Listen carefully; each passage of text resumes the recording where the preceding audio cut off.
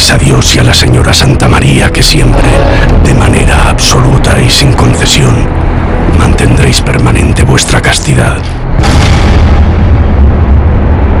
Que no obtendréis riquezas ni honores, y que nada, ni siquiera esa espada, os pertenecerá.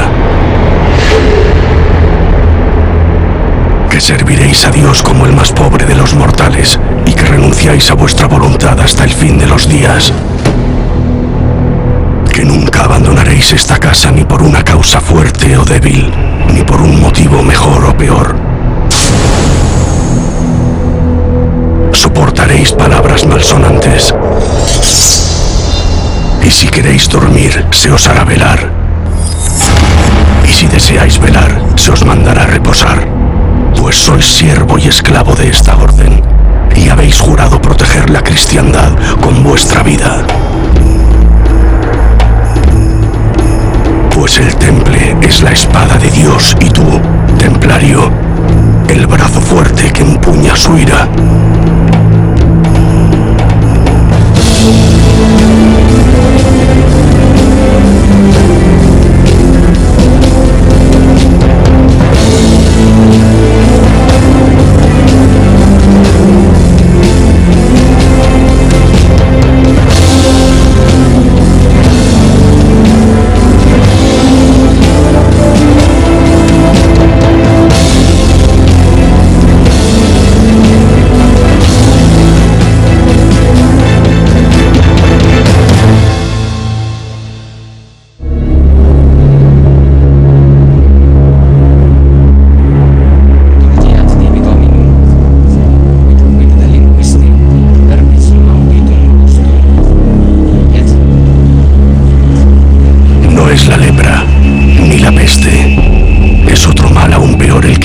Esas heridas. Una maldición que corrompe y gangrena las extremidades de todos por igual.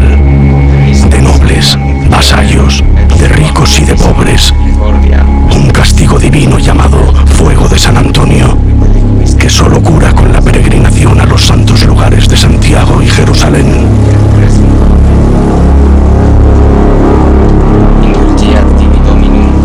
Esa mujer no soportará el largo camino. Para ella ya es demasiado tarde. Recitará 1000 veces todas las oraciones, abrazará amuletos y acudirá a conjuros y plegarias. Pero el frío intenso y las llagas acabarán consumiendo todo, todo menos su alma.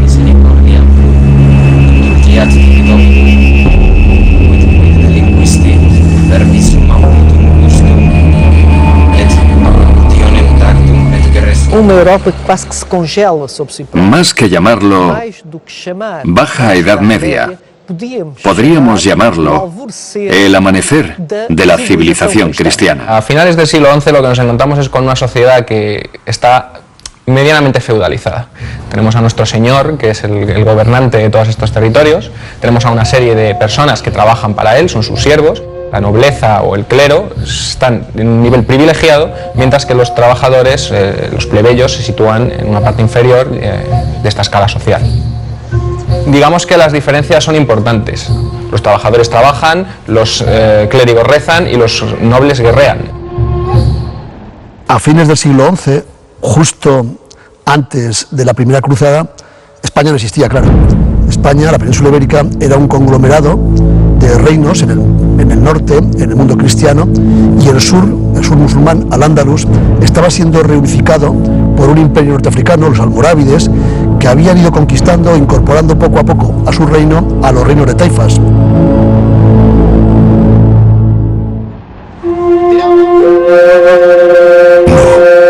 Tú no eres el señor más rico ni el más poderoso de estas comarcas. La cosecha no ha sido precisamente la más celebrada de los últimos años, y las incursiones del enemigo musulmán son cada vez más desvergonzadas. Los diezmos son cada vez más escasos, y la enfermedad devora el que pronto será el cadáver de tu esposa. No, señor de Verdún, tú ya no puedes garantizar el futuro de todos tus hijos varones. En la Edad Media, en un señorío feudal, lo habitual era que las propiedades, la mayor parte de las propiedades, las heredara el hijo mayor, el hijo primogénito. El tercer hijo casi siempre era entregado o bien a un monasterio o bien a una abadía para que fuera educado en la disciplina eclesiástica. Artal es el más joven. Hoy le dirás lo importante que es para ti. Le hablarás del valor, del honor y del significado de vuestro apellido. Tratarás de explicarle por qué su madre no llegará a superar esa enfermedad y por qué uno de sus hermanos, y no él, será quien herede tu castillo. Le harás saber que, a pesar de lo mucho que te ha costado tomar esta decisión, hoy mismo negociarás su futuro con una delegación de monjes y que mañana, al alba, partirá con ellos para ingresar en un convento.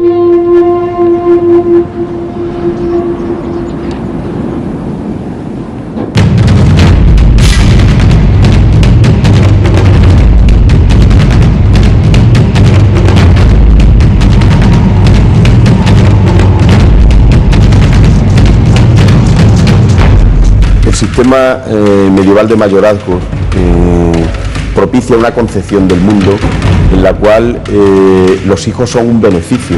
Mientras más hijos se tuvieran, mejor. Pero teniendo en cuenta siempre que había que respetar la primogenitura, es decir, el mayor, de ahí viene la palabra mayorazgo. Ese era el que heredaba el patrimonio familiar y los demás pues no les quedaba más remedio que ingresar en la misma hueste del rey o en una orden religiosa o sencillamente pertenecer al estado clerical. La herencia es un elemento muy importante en esta época. Los primeros señores, los primogénitos, pueden permitirse disponer de la herencia, gestionarla, pero otros tipos de nobles, como los nobles secundones, tienen un número de opciones limitadas. Con lo cual, el que una persona, siglo XI, abandonara la casa paterna para irse al mundo es muy lógico. Tiene todo el sentido del mundo, es lo más normal para esa época. No solo en España, en cualquier parte de Europa, tenía todo el sentido del mundo que uno de los hijos se dedicara a la Iglesia.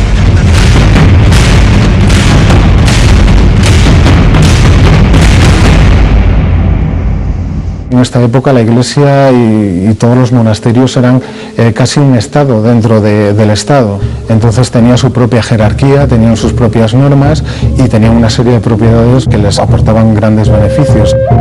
Era muy habitual en esta época que hubiera acuerdos entre un señor para que su hija o alguno de sus hijos se quedara dentro de la congregación y se entregara algún tipo de propiedad para que con ese dinero pues se pudiera mantener esa persona. Desde luego es un beneficio para todos. El noble va a encontrar sustento, va a encontrar una ocupación para su vida. El gran señor se va a estar librando de un problema que le puede suponer de cara al futuro el tener un hijo desocupado. Y la orden religiosa está ganando privilegios en la medida en que para que este noble entre dentro de la orden, el gran señor debe realizar una donación o entregar algún tipo de regalo, entre comillas, que la orden acepte para cuidar de este tercer hijo.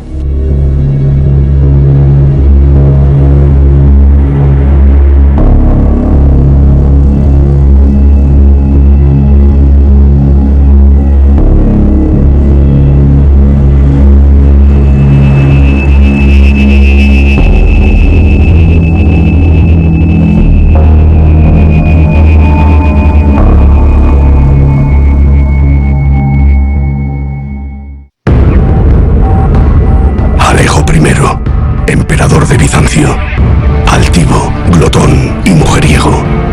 Has pactado alianzas y has guerreado con todos y cada uno de tus vecinos. Todos desean ocupar tus dominios, tu hermosa capital, tu ostentoso trono y tu corona. Constantinopla, la última de las herederas de Roma, es hoy una ratonera. Hoy, en el año 1095 de la era de nuestro Señor, todo está a punto de cambiar.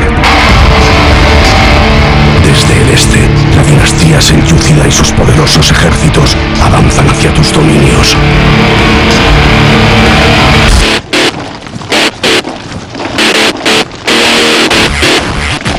No tienes suficientes soldados para hacer frente a esta bestia. Esta vez, las cruces no podrán frenar a quienes portan el Corán en sus manos. Hoy escribirás una carta, se la enviarás al poderoso Papa de Occidente, le pedirás ayuda en nombre de toda la cristiandad y rezarás. Rezarás porque aparezca un gigantesco ejército de valientes cristianos dispuestos a plantar cara a esta amenaza. O porque un rayo caiga de los cielos y envíe a todos esos sarracenos directamente al infierno. Tu mensaje recorrerá Europa. Y aunque tú no llegues a saberlo nunca, esa maldita carta provocará una guerra eterna. Las cruzadas.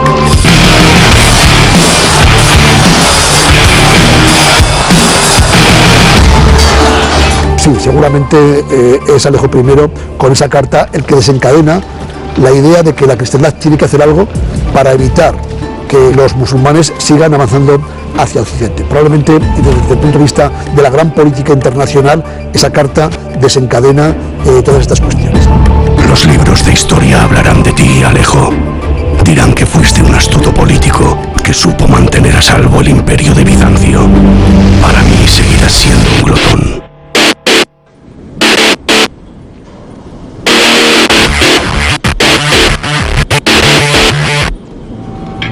Antes de la carta de Alejo I hay una serie de movimientos que propugnan la unidad del mundo cristiano contra el Islam. Esas primeras acciones se producen precisamente en la península ibérica, porque no hacía falta ir a Jerusalén a combatir contra los musulmanes. Los musulmanes estaban dentro de Europa, estaban aquí, estaban en lo que es España. En el año 1085 de la era de nuestro Señor, Alfonso VI, rey de León, tomará las plazas de Coimbra, Madrid y Toledo. Poco después, un fuerte contingente almorávide desembarcará en la península para socorrer a sus hermanos musulmanes y derrotarán a los leoneses en la batalla de Sagrajas. En el año del Señor de 1094, Rodrigo Díaz de Vivar, el Cid, conquistará Valencia. En este momento, la Reconquista se encuentra en una fase relativamente temprana. Pese a que hace ya más de 3 siglos que hablamos de la llegada de los musulmanes a la península ibérica y de que ya se han recuperado ciertos territorios de importancia, se ha producido de hecho lo que se ha llegado a llamar la precruzada. Europa toma conciencia del proceso de la Reconquista, toma conciencia de que los musulmanes están ahí del mismo modo que están en Oriente y que también deben ser combatidos. Por lo tanto, era muy interesante para Roma y para el papado y para toda la Iglesia en general el reconquistar España. Y por supuesto se consideraba territorio de cruzada. Nadie escapará a la vorágine de sangre que se avecina. Ni siquiera tú, pequeño Artal, tú tampoco te librarás. Si va a ser un monje cisterciense, se va a encontrar con la orden de los monjes blancos, es decir, se va a encontrar con una organización religiosa basada en el trabajo, en las donaciones y sobre todo en una oración importante. Son monjes, en el sentido más estricto de la palabra. Se va a encontrar con un mundo basado en una regla religiosa, que va a conducir cada uno de los movimientos de su vida y con una orden religiosa como tal, y por lo tanto le va a condicionar una serie de votos. No podemos olvidarnos de que la cantidad de niños abandonados que se dejaban a las puertas de los conventos. ¿Por qué se dejaban a la puerta de los conventos? Pues sabían que tenían un modus vivendi o una vida asegurada, por lo menos tenían pan para comer todos los días.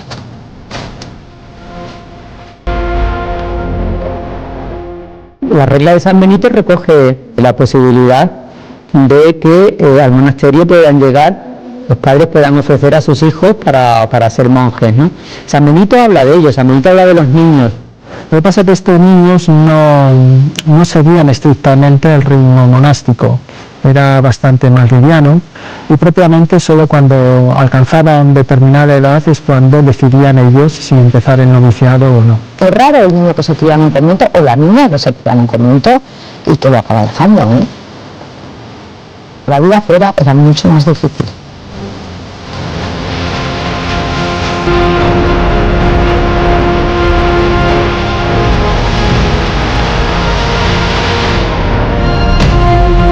Fíate de esos monjes, Artal. Ellos harán de ti un hombre sabio y temeroso de Dios.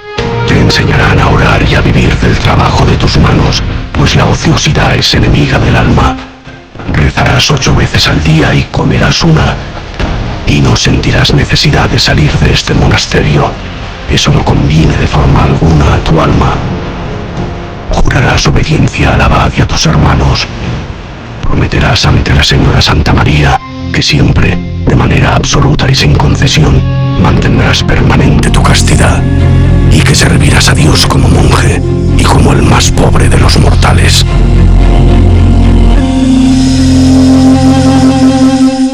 Los tres votos eran el voto de obediencia, el de pobreza y el de castidad. Los votos, ¿por qué los hacemos?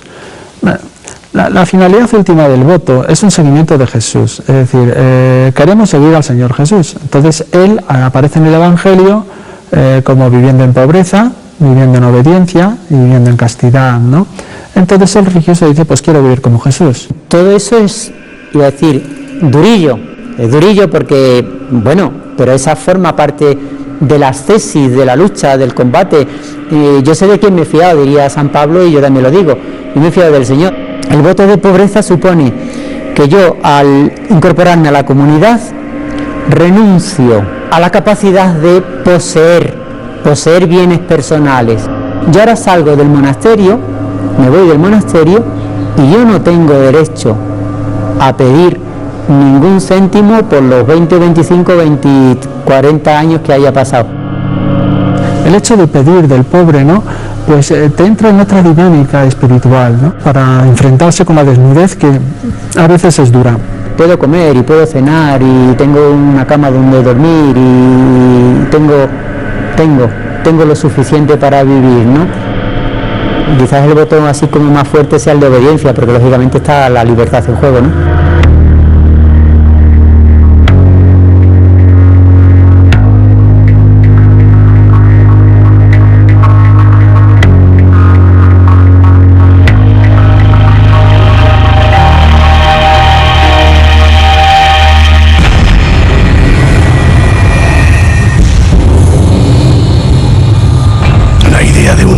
Las naciones cristianas de Europa bajo un único estandarte lleva ya demasiado tiempo rondando tu cabeza, y esa carta que reclama tu ayuda llega en el momento más adecuado.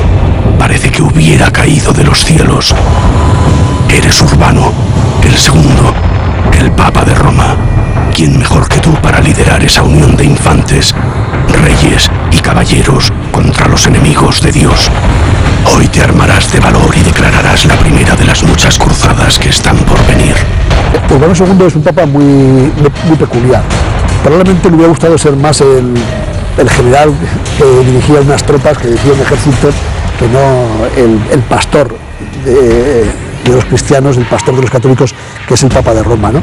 Urbano II proclama la cruzada, la primera cruzada, en las campas, en las afueras de la ciudad de Clermont, influido por la Carta de Alejo, por supuesto, pero también llamado por esa idea que había aparecido unos años antes de que algo había que hacer para frenar esa segunda oleada que se preveía del Islam hacia Europa, ¿no? A las afueras de la ciudad de Clermont se han reunido miles de fieles dispuestos a dejarse seducir por tus palabras. Háblales de todas las atrocidades que están sufriendo nuestros hermanos cristianos de Oriente. Miénteles, diles que incluso han llegado a quemar iglesias. Diles que tú, o mejor aún, diles que Dios nuestro Señor les ordena partir inmediatamente a destruir a esa raza vil que ocupa la Santa Tierra. Promételes que todo aquel que muera en este empeño será absuelto de sus pecados. Promételes la vida eterna. Y cuando les preguntes si pondrán su espada al servicio de esta guerra santa, todos ellos gritarán: Dios lo quiere, Dios lo quiere. Ese es el grito de los cruzados, ¿no? Dios lo quiere. Lo que el Papa en este discurso reclama es la unidad. Dice, acabad con vuestros enfrentamientos, no somos el enemigo, los cristianos no somos enemigos, tenemos que unirnos en contra del enemigo. El enemigo es el musulmán, el enemigo es el sarraceno. El Papa Urbano II llamó a las armas a los europeos para ir a defender y liberar la Tierra Santa.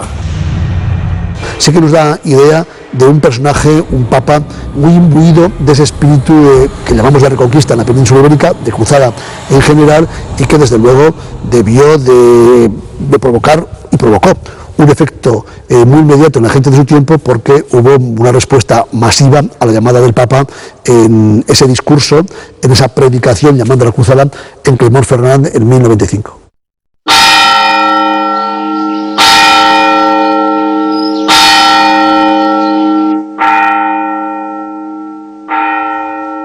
Despierta, Artal, tocan a maitines.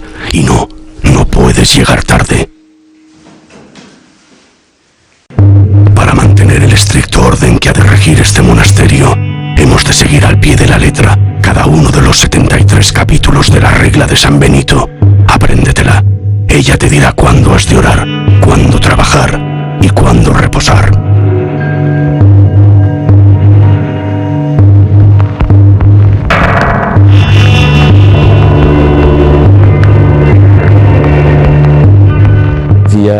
Había reglas, por ejemplo, sobre la ingestión de determinados alimentos en determinadas épocas del año.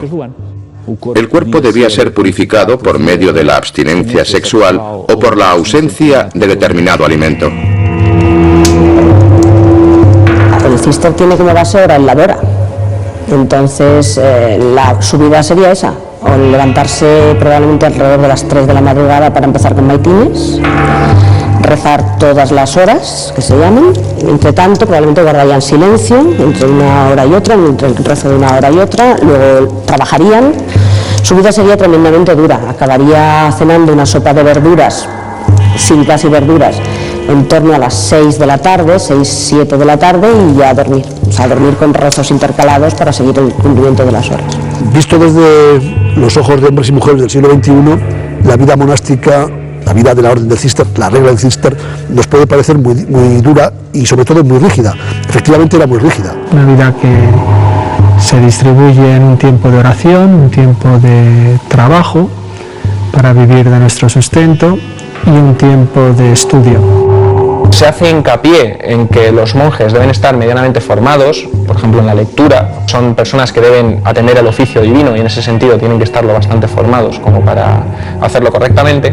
Pero en esta época los que pertenecen al clero sin duda reciben una formación infinitamente superior a nivel académico del que pueda recibir cualquier otra persona de su tiempo.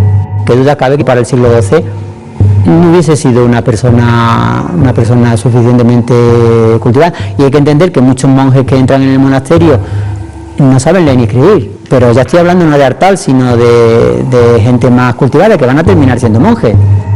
El 99% de la población era analfabeta total, con lo cual hablamos de un porcentaje de un 1%. Me parece que Artal venía además de un contexto social un poquito más cuidado, no es siervo de la gleba, pero qué duda cabe que un chaval atendido en un ambiente un poco cultivado de orden, de lectura, aunque no entendiera, pero que se le va enseñando y va aprendiendo. Pero la educación no terminaba nunca. Según las capacidades de la persona se podía ir ascendiendo y convertirse pues desde un hombre de ciencias que conociera un tratado antiguo de farmacopea hasta un especialista en las Sagradas Escrituras, un miniaturista o un copista sencillamente de libros.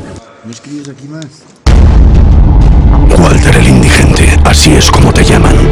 Tus continuos alegatos a vivir en la más extrema pobreza te han hecho ganarte ese sobrenombre. Tus dotes como orador van a ser decisivos a la hora de convencer a miles de campesinos, desheredados y pordioseros sin futuro, de que se unan al valiente y desastroso ejército que pronto partirá hacia Tierra Santa. No eres el único que lidera esta expedición. Pedro el Ermitaño, otro iluminado que creyó a pie juntillas el mandato del Papa Urbano, está ya predicando por medio Europa. Más de 20.000 desgraciados han decorado sus harapos con cruces de tela y están dispuestos a seguiros hasta el mismísimo reino de los cielos. No saben leer, no tienen ni la más ligera idea de lo grande que es el mundo y lo largo que será este viaje. Lo único que creen saber es que todos sus pecados serán perdonados en cuanto arrebaten Jerusalén a los musulmanes. Después del llamamiento de Clermont de 1095, empezó en Europa un proceso muy interesante y al mismo tiempo muy amplio de peregrinación masiva. Una peregrinación que no estaba tanto orientada a la visita de los santos lugares como a una conquista por la espada de estos territorios. Por si esto fuera poco, les habéis llenado la cabeza de ideas milenaristas. El fin del mundo se aproxima. Fieles seguidores de Cristo, arrodillaos, pues no hallaréis consuelo en la otra vida, si no purificáis antes todos vuestros pecados. En todas las épocas se aproxima el fin del mundo. no hay época en la historia de la humanidad que no haya visto la aparición de una serie de profetas, de una serie de visionarios, de una serie de augures que han pronosticado el inmediato final del mundo. El fin del mundo, el milenarismo, son conceptos que en esta época tienen resonancias un poco complejas. Desde la tendencia a pensar que con la conquista de Jerusalén la ciudad celeste descendería sobre la terrenal y de esta forma nos encontraríamos ante el juicio divino, hasta el hecho de que un dragón de varias cabezas y numerosos ojos y cuernos saldría de los mares y devoraría a los cristianos. Estas tendencias, a veces motivadas por determinados miembros de la Iglesia o no de la Iglesia, que predicaban e iban recorriendo los caminos, realmente no siempre tenían una base especialmente lógica. Se recomendaba la lectura del Apocalipsis en los concilios como una finalidad práctica para incentivar las donaciones a la Iglesia, recordándoles los castigos a los pecadores el día del juicio final. Cuando se cumple el primer milenio, la sociedad medieval entiende que se ha cerrado un periodo, como si en el libro de la historia cristiana, el lineal, se hubieran completado los primeros 1000 años. Entonces se prefigura algo que estaba ya en el Antiguo Testamento, en la Sagrada Escritura, que dice: 1000 años en tu presencia son como un ayer que pasó. Es uno de los salmos de los libros que se leían habitualmente en los monasterios y en la iglesia. Con lo cual, cuando la gente entendió que cronológicamente se cumplía un siglo, era lógico pensar que el tiempo de este mundo se terminaba y que empezaba ya el tiempo de la eternidad. Además de esto, hay una especie de profecía, o se interpretaba como una profecía, las palabras de Jesucristo antes de ascender a los cielos: id por todo el mundo y predicad el Evangelio hasta el fin de la tierra. Entendieron el fin de la tierra de una manera física, igual que los 1000 años de una manera cronológica. Entre esos individuos que asumieron de manera literal el mensaje estaban los que nada tenían que perder, es decir, aquellos que esperaban que el fin de los tiempos, que la tradición, por lo menos las tradiciones apocalípticas, decían que vendría acompañado de el gobierno de Cristo durante un milenio, aquí mismo en la tierra, sería el momento, digamos, de resarcimiento de los pobres, sería el momento en que esos pobres, esos humillados, esos marginados, gobernarían con Cristo frente a los que injustamente los habían tratado. Entre estos individuos estaba el famoso Pedro el ermitaño.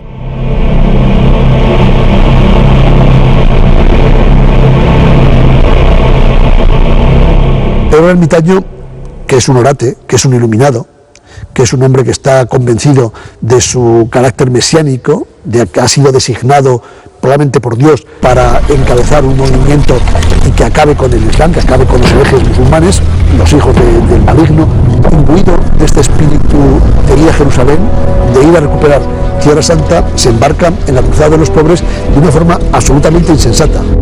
Aquella gran cruzada se sirvió de la ignorancia de la gente, les ofrecía unas posibilidades que no eran reales. Y muchísima gente se apuntaba a las cruzadas para expiar sus pecados. Cualquier persona carente de estudios, carente de conocimientos, que no ha sido escolarizada nunca, podría creerse cualquiera de estas teorías y pensar que va a llegar. Esto, desde luego, es uno de los grandes componentes del milenarismo y que motiva los movimientos cruzadistas y que motiva las peregrinaciones. Se mezclaron, por lo tanto, muchas cosas. Se mezcló el fanatismo, se mezcló el crecimiento de la población, el hecho de que en España la Reconquista, que también se consideraba cruzada, estaba muy avanzada. Era gente mal preparada. Aunque tuvieran mucha fe, no tenían instrucción militar, ni siquiera poseían la caridad cristiana que los movía a ir a liberar la Tierra Santa. Hicieron grandes fechorías, cometieron enormes crímenes y acabaron por ser diezmados en el camino hacia Jerusalén. Llegaréis a Constantinopla, cruzaréis el Bósforo, y allí, cerca de la ciudad de Nicea, el ejército selyúcida os exterminará a todos. Las mujeres serán enviadas a los harenes y los niños a los mercados de esclavos. Se puede decir que Pedro el ermitaño es una criatura papal, pero que se le fue de las manos al Papa, ¿no? Eso sería un poco quizá la definición que mejor le podría corresponder. Recordad las palabras del Apocalipsis. Vi las almas de los que habían sido degollados, y a cada uno le fue entregada una vestidura blanca. Los cistercienses visten de blanco, adoptan el el hábito blanco como un símbolo de pureza, como un símbolo también de pobreza, pero a la vez como un símbolo que representa la luz de Dios, que es una luz blanca, que es una luz que no tiene color. El llevar ropas de colores como el púrpura, como el azul o el amarillo, implica el uso de unos tintes que, además de ser muy caros, son simbólicos, representan el poder, la nobleza. Estos trapos son lo más anacrónico que llevamos, porque son del siglo X, XI, XII, lo más anacrónico. Pero a mí me facilita un montón, que yo cuando me levanto por la mañana no tengo que pensar qué pantalones me pongo, qué zapatos me coloco, qué camiseta con de estos colores o de otro color. Los cenobios los monasterios no eran lugares aburridos en absoluto, tenían una actividad impresionante. O sea, y había actividad todo el día, la gente no estaba aburrida en absoluto, los que estaban estudiando estaban en la biblioteca, los que estaban escribiendo códices estaban miniando con pinturas, los que estaban en el huerto estaban trabajando. Los monasterios eran escuelas de artesanía, eran huertas privilegiadas, eran lugares donde se elaboraba vino, donde además en algunos monasterios incluso se fabricaban armas y se enseñaba el uso de las armas. Eran centros de producción, eran pequeñas factorías que de hecho se exportaban por toda Europa. Aunque la idea eclesiástica parecía decir todo lo contrario, en realidad muchos clérigos de la época combatieron con las armas como cualquier soldado de su tiempo. Incluso había algunos obispos que eran muy famosos porque eran unos extraordinarios combatientes, eran unos soldados que manejaban muy bien la espada y la lanza. Se aprendía a manejar desde la espada hasta montar en el caballo, y no solamente eso, sino que se enseñaba a fabricar una bombarda. Una bombarda es uno de los cañones más originarios, más primitivos, a utilizar el fuego griego, a usar la pólvora, todo esto.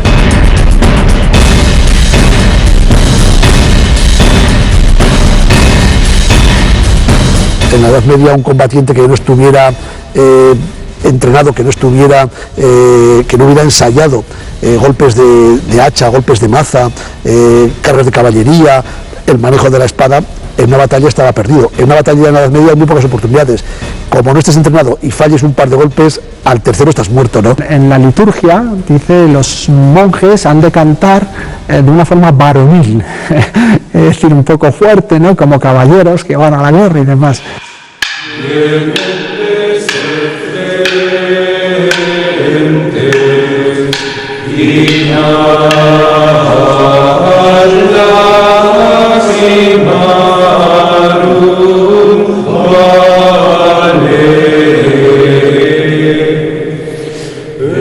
La cruzada de Walter el Indigente y Pedro el Ermitaño no ha sido en balde.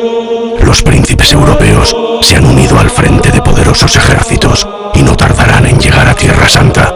Cientos de caballeros se unen a la cruzada promulgada por el Papa Urbano. Hubo jefes de ejércitos organizados, ejércitos feudales que decidieron seguir los pasos de Pedro el Ermitaño. Pasarán Antioquía y Edesa a fuego y sangre. Y tú, Pedro, tú que sobreviviste a Nicea, tendrás el honor de bendecir desde el mismo Monte de los Olivos la carnicería que esta misma noche inundará de sangre las calles de Jerusalén. Como decimos en castellano, el capitán Araña hace que los demás se embarquen, pero él se queda en tierra, ¿no? Pero el ermitaño sobrevive, claro.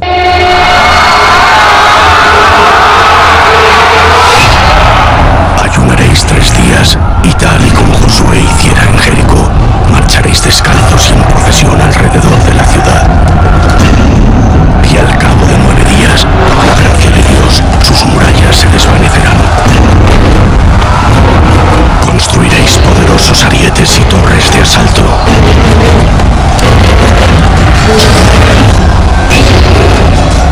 Los más piadosos cortaréis las cabezas de los musulmanes, otros iréis más lejos y arrastraréis sus cuerpos a las hogueras. Las calles y plazas de Jerusalén se llenarán de manos y pies cortados y se derramará tanta sangre que los cadáveres flotarán en ella. Jerusalén, el destino de la primera cruzada, el objetivo fundamental de los cruzados, se conquista el 15 de julio del año 1099. Durante 3 días y 3 noches noches quemaréis sinagogas y mezquitas. Los más cobardes mataréis a ancianos, a niños y a mujeres. Los más soberbiosos colocaréis coronas de oro en el mismo lugar en el que Cristo portó una de espinas. Y cuando no queden fieles que maltratar, os dirigiréis en penitencia hasta la iglesia del Santo Sepulcro para la ceremonia de acción de gracias.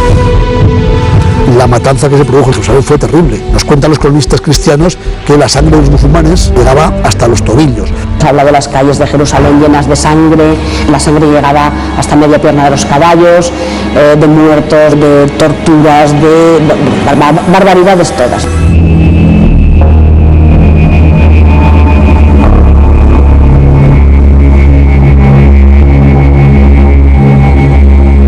La resolución de las cruzadas es muy triste en todos los sentidos.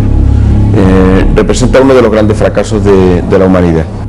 Desde Roma te mantendrás al corriente del avance de tu guerra santa, la primera de las muchas que están por venir. Pero tú, Urbano, tú morirás 14 días antes de la batalla de Jerusalén. Nunca sabrás si la Tierra Santa llegó a ser liberada. Y yo tampoco te lo diré.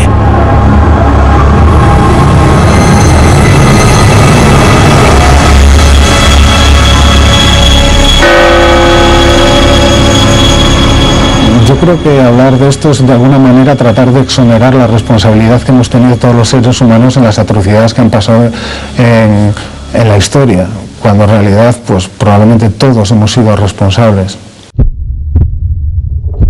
Todos vosotros sois culpables. Los emperadores avariciosos que desatan la ira de sus ejércitos, los papas que promulgan guerras, los huérfanos, los indigentes y los ermitaños. Pues por vuestra culpa nacerá un ejército de caballeros condenadamente creyentes a los que llamaréis templarios. Y ellos os harán recordar cada una de las palabras del Apocalipsis. Oí una voz que decía: ven y mira, y miré. Y he aquí un caballo blanco, y al que lo montaba le fue entregada una corona. Ven y mira, y miré. Y salió otro caballo, y al que lo montaba se le dio el poder de quitar la paz de la tierra. Ven y mira, y miré. Y he aquí un caballo negro, y el que lo montaba tenía una balanza en la mano. Ven y mira, y miré. Y he aquí otro caballo, y el que lo montaba tenía por nombre Muerte. Y los reyes de la tierra y todos sus siervos se escondieron, porque el gran día de su ira ha llegado. Se hacen barbaridades, se hacen cosas que han estado mal, se han hecho, se siguen haciendo, pero el reto nuestro es pararnos un poquito, entrar en el corazón humano y mirar las cosas también con una benevolencia y una misericordia, ¿no? Que es precisamente la del Evangelio.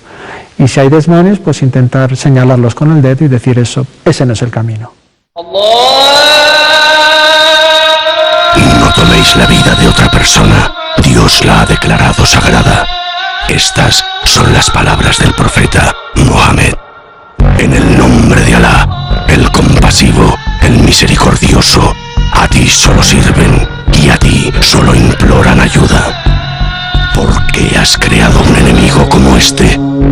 ¿Por qué les envías esas abominables cruces rojas y esos demonios de ojos azules que solo saben matar? Tú, el Todopoderoso, diles, ¿cómo podrá el Islam perdonar esta afrenta? ¿Cómo harán para olvidar? Pronto anochecerá, vosotros debéis orar, y nosotros también.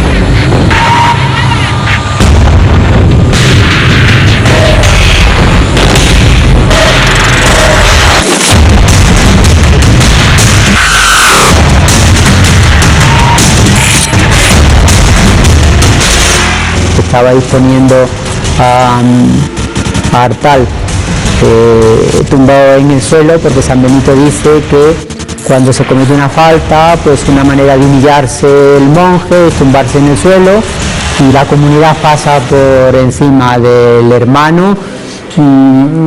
Yo creo que para subrayar esa humillación de la falta, de alguna manera es hacer penitencia.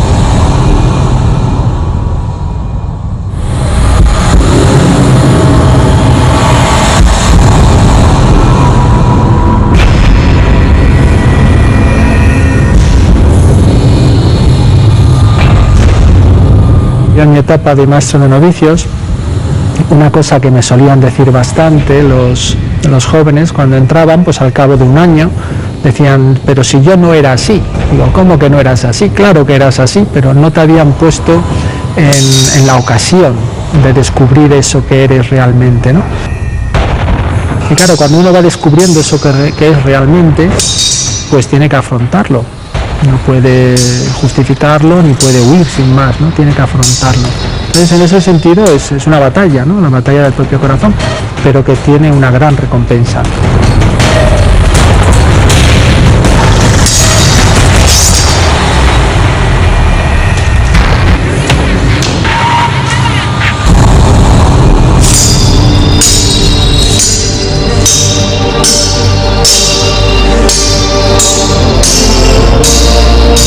Jerusalén ha sido liberada. La cristiandad es ya dueña de la misma tierra que Jesucristo convirtió en santa. Pero he de advertirte, pequeño Artal, los enemigos son numerosos. Afilan ya sus colmillos, con ojos embarrados en sangre, y pronto alzarán sus garras hacia el reino de Jerusalén. No necesitamos más monjes, ya tenemos demasiados. Necesitaremos caballeros puros, que no duden en el momento de entregarse a la orden del templo y que no teman derramar su sangre por Cristo.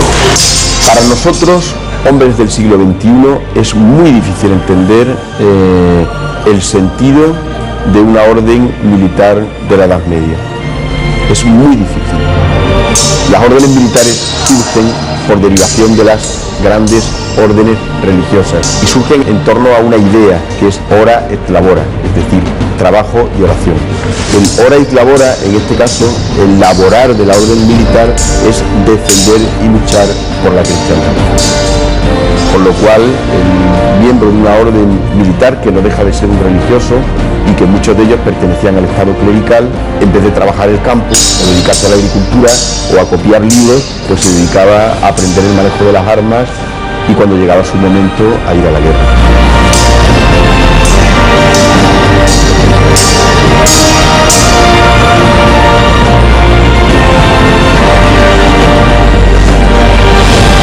Artal, feliz. Sé que del monasterio sale, habría que preguntarle si como templario fue feliz desarrollando su vocación de milites Christi, de soldado de Cristo, incluso hasta pues batiéndose el cobre por él materialmente, ¿no? El ser templario implica un salto de fe que hoy en día no se podría dar. Estamos hablando de un nivel de sacrificio que hoy día nadie daría. Es un paso muy difícil de dar. Un templario consagraba su vida a un propósito que trascendía lo dispuesto en la tierra. Fíjate con lo duro que suena y a la vez lo bonito que es. Renunciabas a tu vida, a tu propio destino, a tener descendencia, a tener posesiones, y te entregabas por tu propia convicción a un propósito mayor que el que te podía ofrecer la humanidad, que era servir a Dios.